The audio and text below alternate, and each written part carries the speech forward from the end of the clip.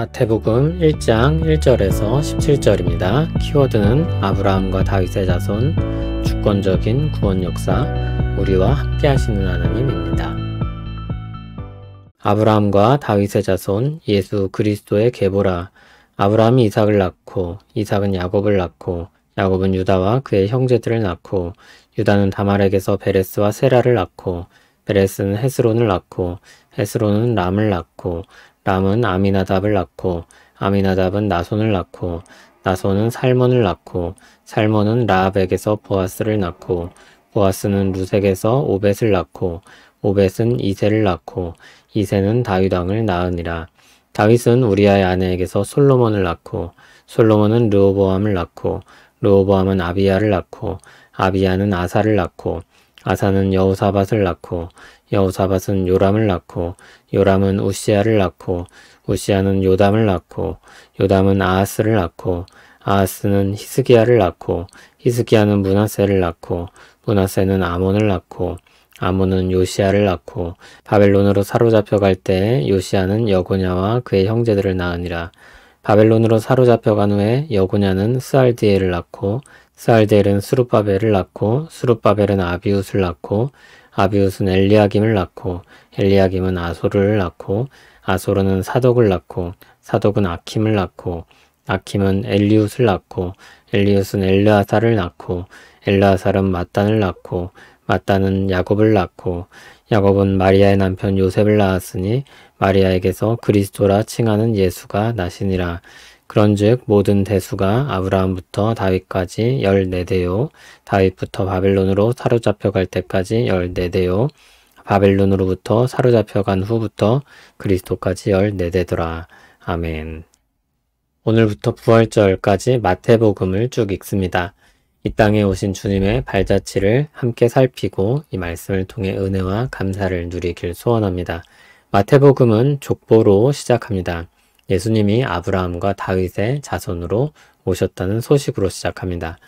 아브라함과 다윗의 자손으로 오셨다는 것은 하나님의 약속과 연관됩니다. 하나님의 약속을 이루시기 위해서 주님은 아브라함과 다윗의 자손으로 오십니다. 아브라함에게 주신 약속이 무엇입니까? 땅의 모든 족속이 그로 말미암아 복을 얻는다는 것입니다. 다윗에게 주신 약속이 무엇입니까? 그의 후손을 통해 영원한 나라를 주신다는 것입니다. 마태복음은 이 약속들이 예수님을 통해 이루어졌다는 것을 선언하며 시작합니다. 구약의 가장 중요한 두 약속을 들어 드디어 그 약속이 성취되었음을 선포하는 것입니다. 그것을 말하기 위해 이 족보를 제시하고 있는 것입니다. 족보를 구성하는 특징이 몇 가지 있습니다. 첫째, 족보를 선별적으로 14대씩 끊어 제시합니다. 다윗은 히브리어 이름인데 각 알파벳을 숫자로 계산을 하면 14입니다. 다윗의 자손임을 강조하는 것입니다. 둘째, 시대를 셋으로 구분하는데 아브라함에서 다윗까지, 다윗부터 즉 왕국의 시작부터 멸망까지, 포로기에서 그리스도까지입니다. 첫 번째 기간은 복의 약속이 주어진 아브라함으로부터 기다려야 했던 때입니다. 두 번째 기간은 나라의 약속이 이루어질 것 같았던 다윗 때부터 기다려야 했던 때입니다. 세 번째 기간은 모든 약속이 희망이 없어 보이던 포로기 때부터 약속의 실현이 이루어진 때까지입니다. 하나님의 약속을 기초로 이 기간들을 구분한 것입니다. 하나님의 약속은 이 모든 시대를 거쳐 이루어집니다. 역사는 그저 흘러가는 날들이 아니라 하나님의 뜻을 이루시는 시간이며 우리를 향한 사랑을 실현하는 시간들입니다. 셋째, 눈에 띄는 사람들이 있습니다. 선별적인 족보에서 충분히 배제할 수 있는 이름들이 있습니다. 시아버지인 유다를 통해 베레스와 세라를 낳은 다말이 있습니다. 부적절한 관계였는데 감추지 않습니다. 이방인이며 기생이었던 라합의 이름도 감추지 않습니다.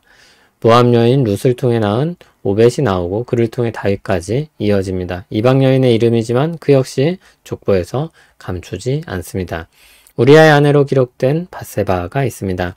다윗과 우리아의 이름이 함께 나옵니다. 다윗에겐 부끄러운 과거였음에도 그것을 감추지 않습니다. 또 이 이름들은 모두 여자의 이름인데 이스라엘 족보에서 여자들이 언급된 것은 이례적입니다. 그러므로 이 이름들은 감춘 것이 아니라 오히려 드러내고 있는 것입니다. 이 이름들은 하나님의 역사를 막을 수 있는 것이 아무것도 없으며 하나님은 모든 사람들을 통해 역사하신다는 것을 보여줍니다. 넷째, 마리아의 남편 요셉에 대해 언급하고 마리아에게서 그리스도라 칭하는 예수가 났다고 했습니다. 요셉은 예수님의 탄생과 무관하기 때문에 그를 의도적으로 배제하면서 언급합니다. 마태복음은 이렇게 하나님의 역사가 신실하게 이루어져서 메시아, 즉 그리스도께서 오셨음을 보여주고 있습니다. 하나님의 구원 역사는 그 누구도 그 무엇으로도 막을 수 없습니다. 마태복음은 시작부터 하나님의 주권적인 역사를 분명하게 선포하면서 시작합니다. 동일한 신앙 고백을 로마서 8장에서도 선언합니다. 다른 것은 저자뿐입니다.